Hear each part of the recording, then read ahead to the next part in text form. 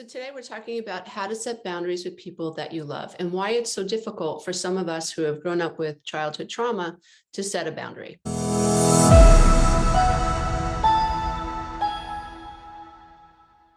When we're talking about a boundary, we're talking about the ability to know what is right for us and what is wrong for us. This is screwy for those of us who have grown up in a dysfunctional home. Why? Because we haven't been taught that what we think and what we feel are valid. We've been conditioned throughout childhood to suppress our emotions and even to repress our emotions. So repression is more a subconscious process, where suppression is I feel something, I see something, and I go, no, I'm not going to think about that. I'm not dealing with that right now. Or my husband comes home and he smells like alcohol and he was supposed to be at an AA meeting, and I don't acknowledge it. I suppress the fear that I feel. This is very common for those of us who grow up feeling like what we think and what we feel is not important. It's even stupid. It's irrelevant. And we feel guilty for noticing what we notice. If you come from a dysfunctional home, then you've been gaslit by your parents, maybe even siblings, maybe even other family members, where your reality and your noticing of what you notice is devalued. You are chastised. You become the scapegoat. The truth tellers in the families are those who are really emotionally and mentally beat down and who are ostracized for telling the truth, for seeing what they see. Now, on a psychological level, this has such severe consequences because it's messing with our survival.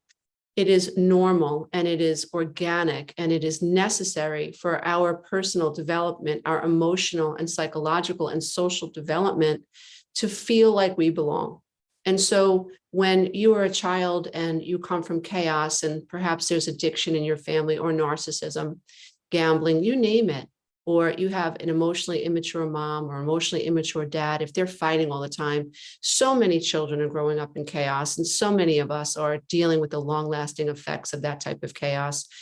And we're walking around with these bleeding wounds and we don't even know it. So how does it manifest? Self-doubt, perfectionism, anxiety, depression, codependency, a need to please, a desire to turn oneself into a pretzel, a need to edit oneself, walking around constantly in a fog, worrying about everyone else but yourself, feeling guilty for needing anything. When you grow up in this type of a home, you're conditioned to worry about everybody else but yourself. And that could be maddening, because how do you then go out into the world as a young woman or a young man? And how do you then set a boundary? You can't oftentimes. And that's why you get pushed around, or that's why you settle for a job and you don't like, and you don't ask for a raise, or you settle for relationships that are breadcrumb relationships, or you live in an apartment that you don't want to live in. You live in a neighborhood you don't want to live in, but you don't know how to assert the self. That is not your fault. If you're looking around your life and you don't like what you see, it could be a self issue, a loss of self issue, a loss of selfhood.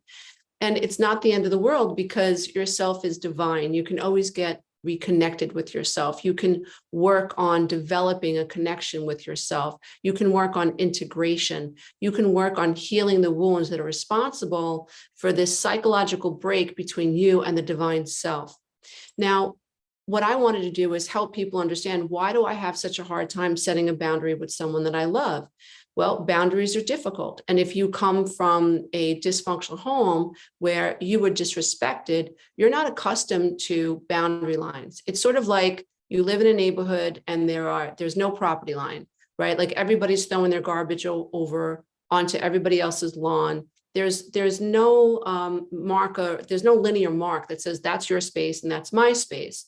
When it comes to emotions, there's a violation of emotional space. There's a violation of physical space. So your brother is taking your clothes, he's ripping up your clothes, he's hanging out with his friends, he's throwing up all over your clothes. He doesn't care. There's no consequence. You've grown up in a home where no one really cared if you bought yourself some mac and cheese and stuck it in the refrigerator and you were going to take it to work the next morning, your sister comes along and eats your mac and cheese. There's just no ability to accept or respect that someone else is different from you and that that person is deserving of respect. That person is deserving of being honored. And so if you grew up in that home, then you don't have the data in your brain for a boundary. It's just not part of your microchip. It's not part of your data, which means that as you're growing up, you could be in a relationship where you're being pushed around and you just don't have the microchip for boundaries. I don't know what that looks like. So you're going to have to learn to get that information. So throughout your life, you're really going to have to really figure that out. In other words, like, A, why do I have a hard time setting a boundary? And B, how do I develop the wherewithal to develop a boundary so that I can show up in my life a powerful person, a real self, a real I am person. I am this, I am that, I like this, I don't like that.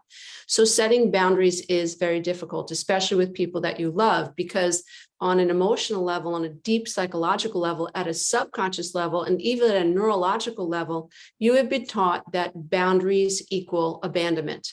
You have been taught that boundaries equal punishment. And so below the veil of consciousness, pain versus pleasure kicks in. And no, when you feel like your inner being tells you, uh-oh, I've just been violated. My brother's asking me for rent money again, and he's a heroin addict. And my mother's going to pressure me to give him money because I'm the only person that's working in the family. The red flag comes up, which is divine guidance. So your brain, however, will override that divine guidance because it has been conditioned to fear a negative outcome for setting a boundary. At a deep psychological level, your ability to feel safe has been threatened because feeling connected to these sick people, and let's face it, lots of our families are sick. But that doesn't mean that on a deep survival level, at a neurological level, at a physiological level, I don't love these people and I don't want them to love me. Nothing could be further from the truth. And that's where we need to become individualized. That's when we need to say, I know this family system is sick, but it's not my fault. I didn't make them sick. I'm a part of a sick system. And I have to override from a conscious level. That's why all of my work is rooted in raising your level of consciousness. All my work is rooted in how can I help someone realize that there's some default subconscious level at play here that's keeping this person stuck. How can I, whether it's a YouTube video or a meditation on Insight Time or a meme on Facebook, whatever it is, a book, my programs, how can I help people understand that below the veil of consciousness, their ability to be a strong I am is going to be hijacked by default settings of the brain, and that's not your fault. So if you're having trouble setting boundaries with someone that you love, it's not your fault. So if you have any shame around allowing people to push you around, you have to understand that your brain may be hijacking your divine guidance system. So how can we help you? Once you understand that it's not your fault, that it's difficult, then you stop berating yourself. A lot of the negative self-talk starts to wane. Like, it's not my fault. My brain knows that I love these people. Me being loved by these people and being accepted by these people is tied to my survival brain. It's literally hardwired into the amygdala, into the hippocampus. It's your limbic system. There's going to be a physiological change in you when you think, uh-oh, I need to set a boundary. What we're trying to do is get you to take control over that physiological change. How? Through metacognition, the ability to think about the way that you think, the ability to observe how you feel without a knee-jerk reaction. It's called a pattern interrupt, and consciousness can help you interrupt the pattern that your brain naturally follows, and then your being changes or your being follows when you are triggered by the potential for needing to set a boundary. It's really important that you understand what's happening. You need to change the way that you're seeing this person. Once your perception shifts of your inability to set a boundary, everything will follow. Once your perception shifts of your place in that family, everything else will follow. Once you understand and have compassion for your brain, your neurology, for your inner being, for your id, your ego, and even your superego, which is the moral aspect of you, your superego is just trying to get you to adhere to the sick norms that your family has conditioned you to believe that you need to follow in order to be a member of this sick family. So you really are coming out of level 1 consciousness, level 2 consciousness, you're in a level 3 consciousness where you are actively changing the patterns. When I got to a level 3 consciousness, it was amazing because it was like, wow, like I really do get to change the cookie recipe here. I don't like that my mother is mean to me. I don't like that she's condescending. I don't like that she puts me on the spot in front of family members and my father shakes his head like Switzerland. Oh my God, what's going on here? Like he doesn't see that my mother is being passive aggressive and trying to embarrass me in front of my children. Like she's trying to belittle me and make me feel small, and that makes her feel better. Like no one's going to accept that. Well, when that shift happened in me where I thought, no, my salvation is myself. My salvation is me connecting to the divinity in myself. There is no rescue boat coming, as Melody Beatty says. So I'm going to have to choose me. And if I want to teach my children to choose them, because one day I'm not going to be here to diaper their bottoms, they're going to have to figure this out on their own. The world is full of darkness as well as it is light. And so that's just a reality. But if I want my children to be able to live as a self in this world, mommy was going to have to pick herself up from the bootstraps and figure this out. And that meant I needed to individualize from my parents. I needed to push them into their own backyard and define a boundary line that said, this is my yard and you don't get to throw crap into it anymore. What's the crap? Your nasty comments, your put downs, your sarcasm, you going around triangulating me against other people, you telling me that I'm crazy, you insisting that there's something wrong with me because I want a divorce, you insisting that because I have any say at all about anything, I define something, I see something that I don't like, that means that I am someone who likes drama. Quite the contrary. People who are saying, uh-oh, there's a pothole up ahead are trying to avoid the family drama, because if I roll into that pothole and I get another flat tire, I'm 3 hours late, which is going to be drama. But sick families and dysfunctional families, they make the person who's saying, uh-oh, that's an issue, the wrong one. They ostracize you and criticize you. So that's the garbage I'm talking about. Like, I'm not letting it into my backyard anymore.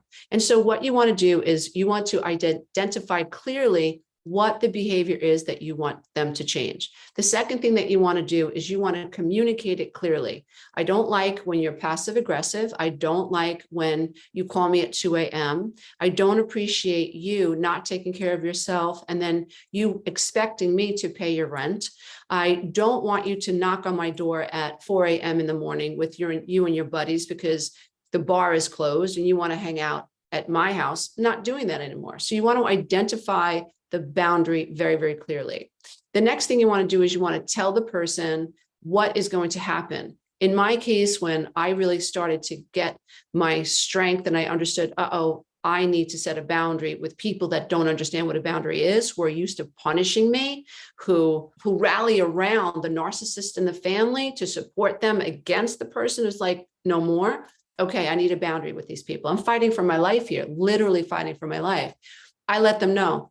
So if you yell, if you raise your voice at me, if I notice that you're sarcastic, if I notice the put downs, if I notice that you're going to start devaluing me, if you're going to talk down to me, if you're going to embarrass me, if you are going to put me in a position where I feel like I need to defend myself in front of family members, I'm out of here. If you start with me on the phone, click. My brother today will tell you that he remembers that he could not speak to me at a point because when he was talking to me and I was doing this work, I'd be like, dude, I got to go. Click. He says, you didn't care. I said, no, I didn't care. Because the minute I heard you starting to turn and do the thing that you did, which is blame shift, turn the conversation around, I was done.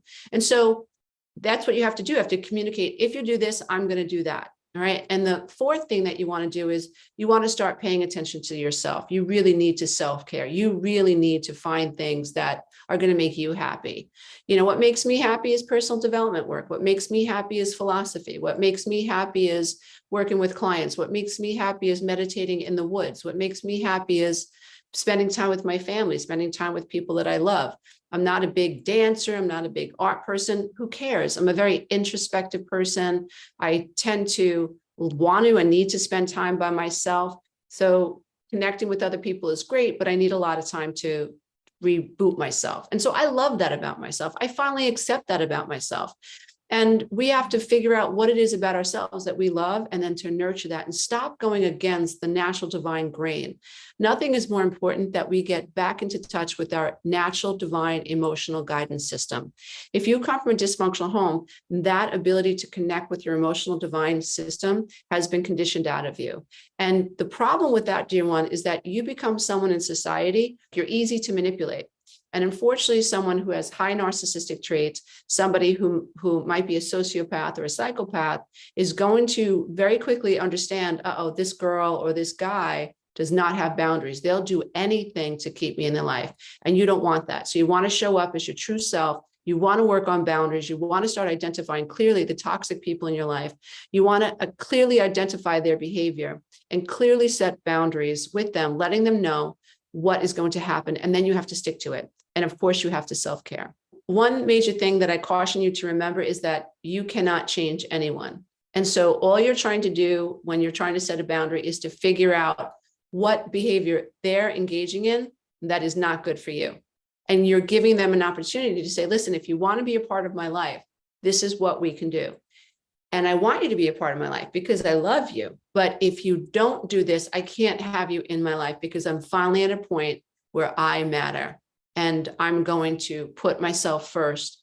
And if you violate these boundaries, we cannot be a part of each other's lives. And that would make me very sad, but this ball is in your court. So actually a boundary is the ability to give someone, you're giving someone the ability to show that they care about you.